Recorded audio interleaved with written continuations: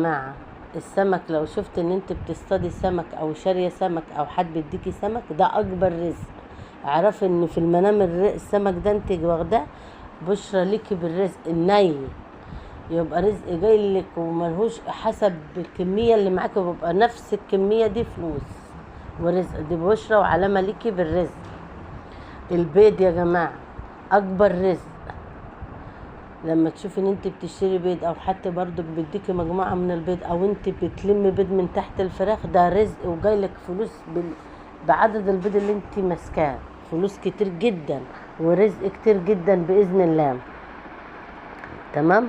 التوت يا جماعة من المستحب رؤياه، ان كان ابيض او اسود، جمع مال ورزق وفلوس وذرية. التوت جميل، رؤيته جميلة جدا ومبشرة.